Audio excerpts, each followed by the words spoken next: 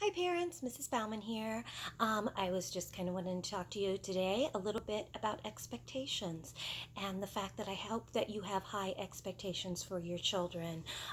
We find usually that the higher the expectation we set, the higher the child will rise to meet that expectation.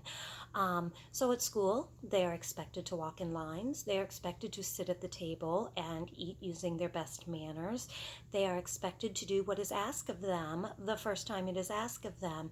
And so I hope, now don't get me wrong, it doesn't always happen the first time that we ask, but that is the expectation and that is what we are always working toward. So I hope at home that you have high expectations for your children as well, and that you let them know that these are your expectations, and when they're not met, there is some kind of repercussion for it.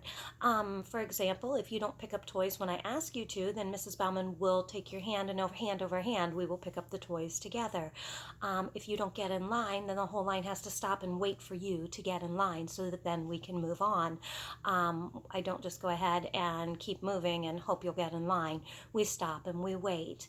And just little things like that. I'm not talking punishments, I'm talking encouragements to try and get them to do the things that you need for them to do so that they know how to behave when they're at school. And that is the main goal of preschool, is to get your kids ready for kindergarten and beyond. So hopefully you have high expectations for your kids, and chores are a great way to give them expectations as well.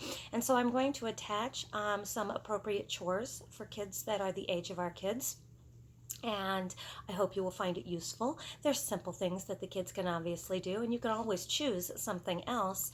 When I was reading it, I saw pairing socks, and I thought, great sorting activity. Give them a bunch of socks and let them start sorting, plus they're helping you out by pairing up socks.